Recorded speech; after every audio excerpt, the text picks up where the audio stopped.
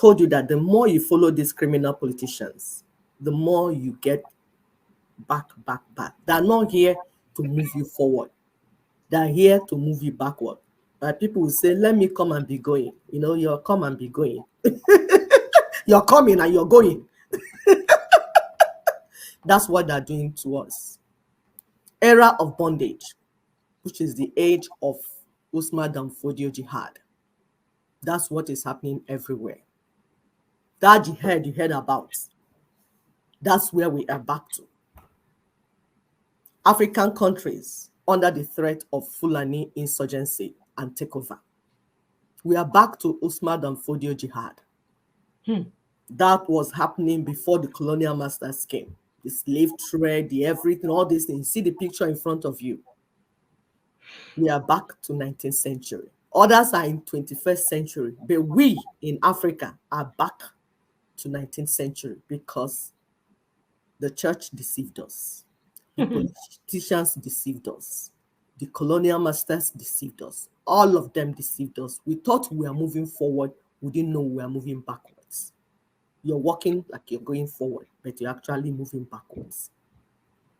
Nigeria, though Christian majority before and Fulani minority, Nigeria is going down under Islamic Fulani takeover because they use Islam as a cover.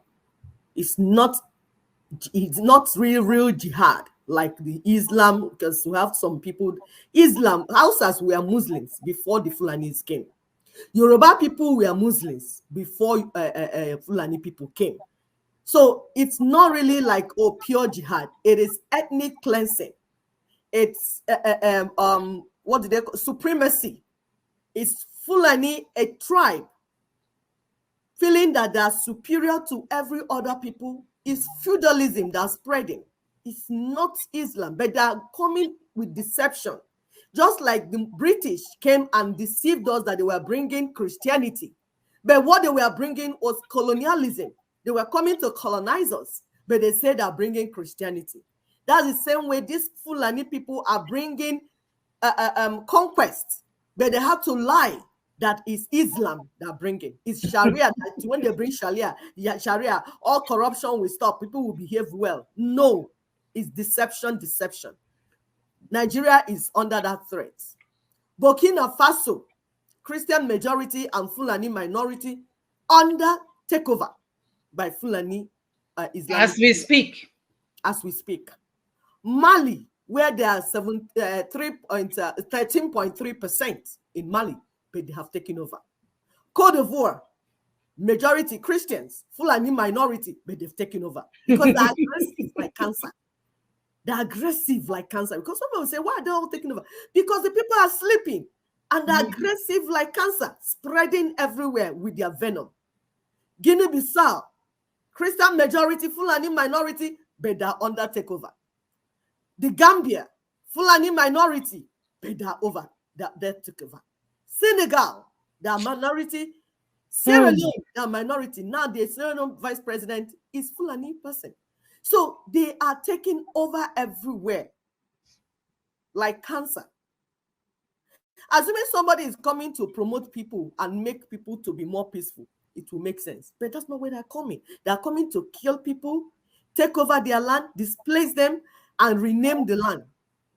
What is this all about? Why are you doing this? Why do you need to do this? Why can't you just be in your land and build it? But you're spreading everywhere like cancer, killing everybody. And bringing death, my dear. I'm bringing death everywhere. And then somebody will say, what is the way out?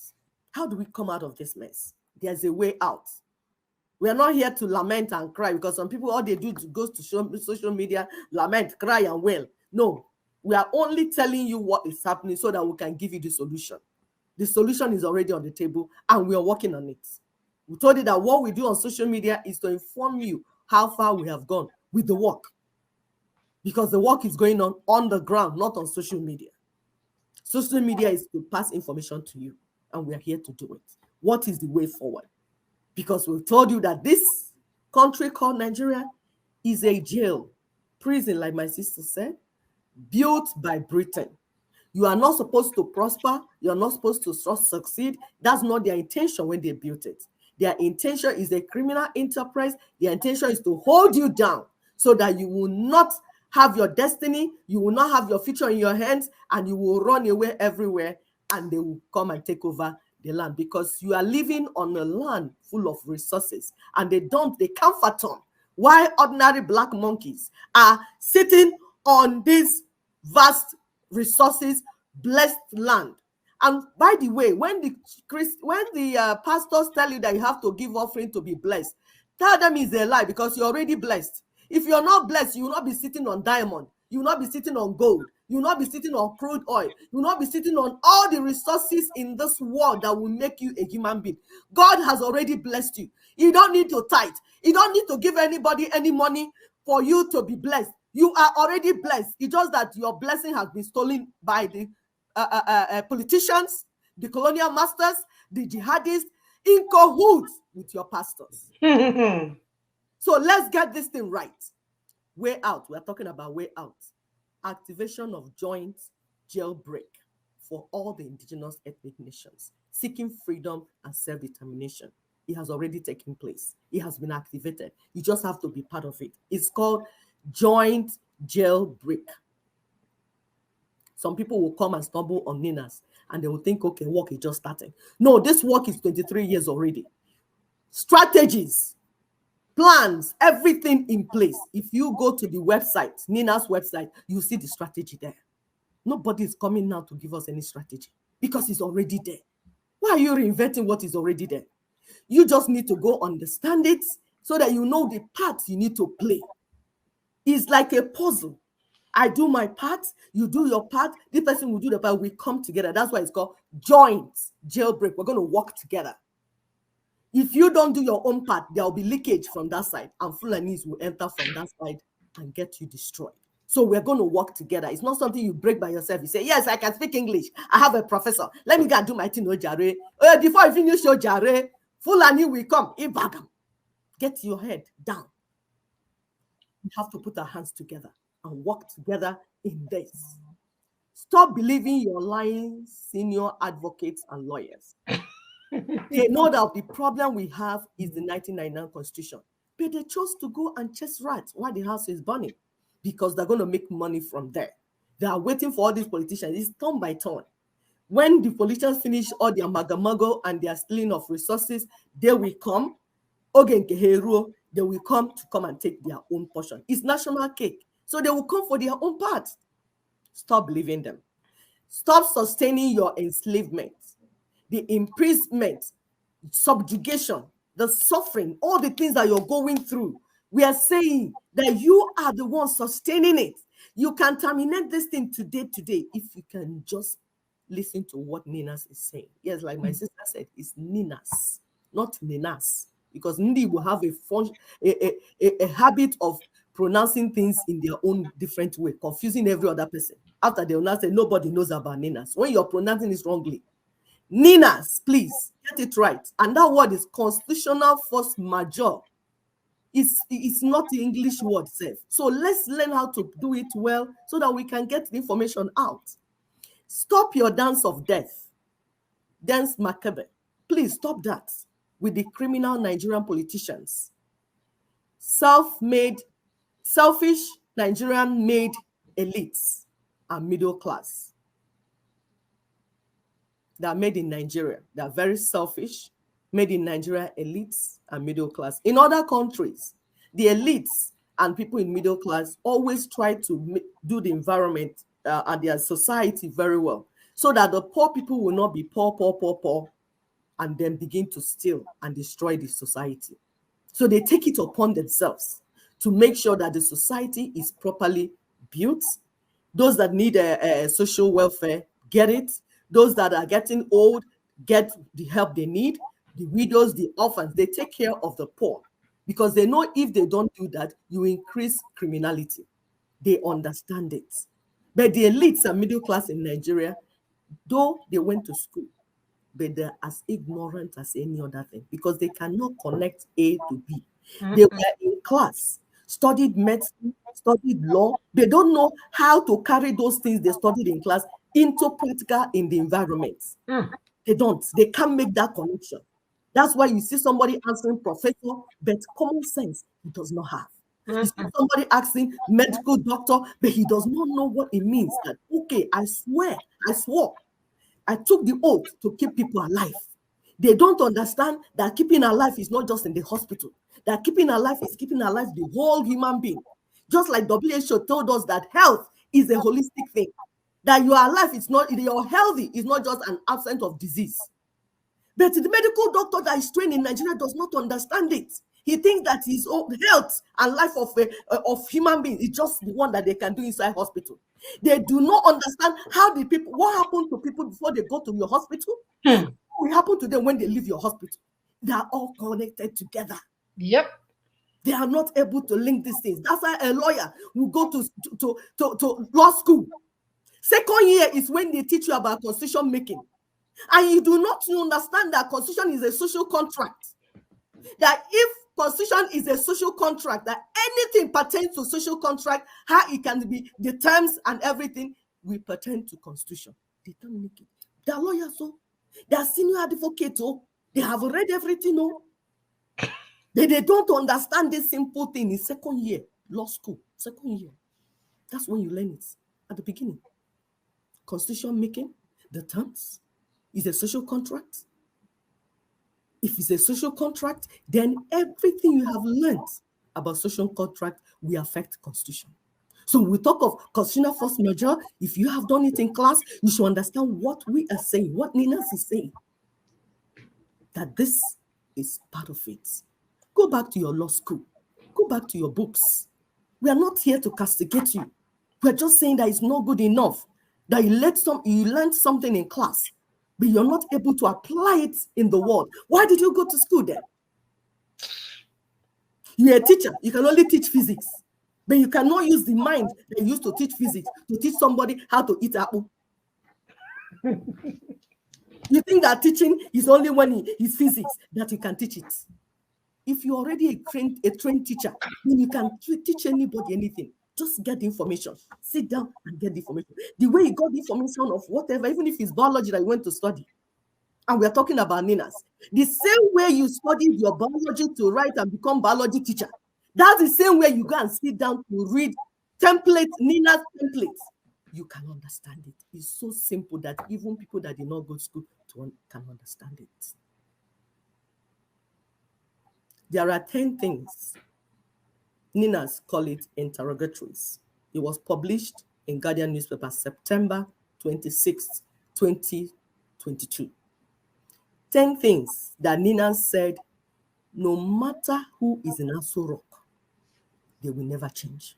Those 10 things will never change. Yeah, Iwiri, if you may. So far, that person in Aso Rock is swearing to and upholding the 1999 Constitution. Google it. Nina's 10 interrogatories. Google them. Follow it one by one. We are saying your issue, your problem is not leadership. Your problem is fundamental. It's like a woman that found herself in an abusive relationship and she will say, my husband. You now ask her, when did you do wedding? When did he marry you? Is it tradition? Is it court? Is it church? You say, actually, we are living together, but we really never married. Ha! Then your relationship is not called marriage. It's called cohabitation. So whatever that is worrying you, you have to go back to that place. If you move your properties and go and be living with a man, he did not talk to your people. He does not know your people. He does not owe your people any explanation of what he does to you. Anything that happens to you, nobody will blame him now because you carried yourself with your two left legs to the man's house. Duka, you breathe you anyhow because he just slept and you came. He woke up and you came to his house. Maybe you were looking for accommodation. You couldn't pay for accommodation. Then you came to his house. He said, no, it's my boyfriend. Now you are doing the role of a wife. Meanwhile, you're not married. And then tomorrow you said the man abused you. You abused yourself. That's what is happening to indigenous people. indigenous ethnic nations, you are abusing yourself. You did not go through proper marriage, proper union agreements, where the terms and everything will be decided, where you will say, this is how I want to be married. You didn't go through it. They captured you, carried you to a man's house, imposed the union on you. That's why they can afford to do anything to you. You're not a citizen yet. Mm-mm. If you were a citizen, you will have rights. You are a slave. The way they carry slaves out of Africa, that's the way you got enslaved in your land. So before you begin to talk about Nigeria, you have to wake up first from slavery that you found yourself. Join in the effort to take the 1999 Constitution as the basis of this union of death, because this is not a union. This is not a union that will bring life. This is an imposed union. There's no agreement. There is nothing that was negotiated. It's just you sleep, you wake up, you sleep one day as an Niger person, you wake up one day, you answer Nigeria. You were not even there when the decision was made. You were not even there. So we'll go to please the next slide. So we are saying way out. There's something that we saw, a video that we saw. It says the video, you see these goats, they are not dead though, they are alive. It's the same goat that you see in the next picture. Do you see that wrapper? They said that when you take that wrapper and put on the head, it was a video, you put on the head of the goat, that immediately the goat will just lie down and sleep off. They will never move up. That is what the 1999 Constitution has done to our people. Put it on the head of our people, they're off. And we heard that's what the Fulanis did to the Hausa people, that they found out that this thing works, this hypnosis. So they started doing it to Hausa people until they expanded it. So it's like a jinx in the people. You are there, you are alive, but you're not living, you're just existing. Immediately you remove that wrapper from the head. The patient, okay, watch it. In my house, the way after putting wrap cloth on their bed, now we want to experiment. They say if we remove the cloth, they will run. Yeah. Remove one, leave the other one. Don't take the other one. Okay. Wait, put it again. Let's see whether it's. The other one.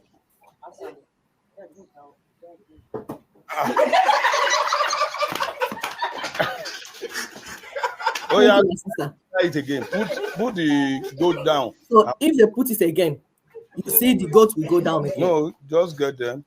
That is 1999 Constitution on Nigerians. You can never be alive. Yeah, try and get the goat. You will not take even if your it's just future into your hands. So far, that rapper, that 1999 Constitution is on your head. So far, your politicians, your leaders, use it as what to lead you with. You will never be alive. Leave them. You will never be able. Can you see? The goat goes down again. You can try it in your neighborhood. Try it and understand what we're saying. We need to take down the 1999 Constitution. That's what we're saying. We need to bring it down so that people can move forward. Stop listening to your criminal pastors, the priests, the bishops. Read your Bible by yourself if you must be a Christian. Stop trekking to fund your pastor's next private jet. Stop giving them money. They are rich already. It is your turn to give to you. Yes, it is their turn. You have given enough. It is their turn to give to you. When you go to Deuteronomy 14:28, it says, when you have finished tithing all the tithes of your produce in the third year, the year of the tithes, you shall give them to the Levites, the strangers, the orphans, and the widows, so that they can eat to satisfy in the cities, to satiety in the cities. This is what is supposed to be. Poor people are not supposed to be paying rich pastors. The only reason the tithe was instituted because Levites did not have land. God said that he is their inheritance. That as Levites, that he is their inheritance. So they had no land, no farm, nothing. That is why the Israelites have to bring in and feed them. Their work is in the house of God. They don't have another job apart from taking care of the church and being in the church. They don't have any other assignment. They are not writing book. They are not playing music. They are not doing any other thing. They are just in the house of God, worshiping God and taking care of the house of God. That's why God said, okay, those of you that I gave land, I brought you and gave you land. Then you have to feed these people.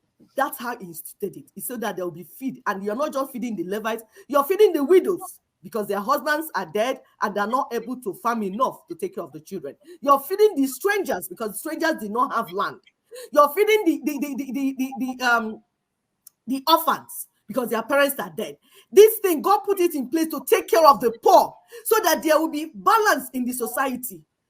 But these criminals took it over, started robbing God. Yes, your bishop, your pastor, your priest, they are robbing God. And they should better start returning the things that they stole from God.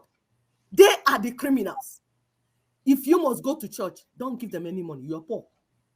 Go and listen to their therapy. If he's making you, go and dance to the music. If he's making you to forget your sorrow, don't give them any money anymore because you're already poor. Pastors, bishop, you need to repent. Turn around from your evil ways. Go back to your altar, temple, churches. You misled the people the way you lied to them, telling that the battle where AK-47, that the enemy is coming with AK-47, that is plastic PVC, that they will use to win it. You see the people are being slaughtered now in Benue, Plateau, Nasarawa, Southern Kaduna. You caused it. Yes, you are guilty, child. Go back to your altar. The way you moved to obedient and push to PVC, go back and push Nina's template because that's the only thing that can free our people. Go and tell the people and the whole world that election will not solve the problem of Nigeria, that the constitution is the problem, and we need to go into transition immediately. Yes, that mouth you used to go and promote PVC, go and promote Ninas. You must identify with Ninas and the indigenous people. That template for self-determination is what all of your bishops, we are not begging you, bishop or pastor, we are not begging you, because by the time Ndiobo wake up, you will leave your church. So you marry head again, if you know what is good for you, you better start running with this template and this campaign right now, because we need to renegotiate this union of death, killing our people. Stop working for darkness if you believe that you're children of light. Start doing the right thing. Thank you. For doing the right thing indeed. Our five-point agenda again is an acknowledgement of the grave constitutional grievances raised in the union dispute, an express commitment to decommission the imposed 1999 unitary constitution, an express commitment to shelve further national election under 1999 constitution, because if you do so, they are going to swear to uphold and promote and protect the whole thing, and nothing is going to happen. So until we can initiate an immediate transitioning process for fresh constitutional protocols, an invitation to the constituent peoples of Nigeria so that they can get this thing, because you guys are not used to having your slave be part of the decision making. So this is an invitation to the constituent peoples of Nigeria to work out the modalities for transitioning arrangements, including mandate timeframe, membership and ancillary matters. And then the last one is the announcement of a time-bound two-stage transitioning process, which shall, in the first stage, feature multi-regional referendums by which constituent components shall recommit to or opt out of the union. And in the second, these two terms of union as may be dictated by the outcome of the referendums. We've always encourage you guys to take a picture of this. So if you can understand this portion of the process, we are good to go. Let's be firm in our words. Let's be firm in our actions. Let's share this information. Continue to share this information. The reason why it looks like we are still in the same conditions that people are not getting this. A lot of them do have the information, but they are not understanding the process that is needed for us to end this madness, because it is a madness. This is a marriage from hell. This is a marriage that was not meant for us to survive in it. And we know that the so-called husband in this case has beaten us black and blue. So we need to end this madness. And then we continue with the spotlight on the wisdom of our ancestors. We love, love, love this section of our show because for years we were told by the churches, by the Pentecostal churches, that our ancestors are evil, they're the one holding us down, not the British Fulani government. It's our ancestors that are holding us down. They put it in our head, told us to knock out and destroy everything that our ancestors left us, which was protecting our land. And as if that is not worse, they told us to start beating up our mothers. That is, our mothers that stop us from progressing, our mothers that stop us from getting married, just name it. They did it all. And in the process, they were enriching themselves and, of course, enjoying the so-called perks or that their so-called colonial masters are offering. So you see them flying jets when they live in amongst hungry people. You see them going overseas for their weddings and for their 50th anniversary. They are living it out while you are suffering. So let's pay homage to our ancestors so we can begin to return to our roots.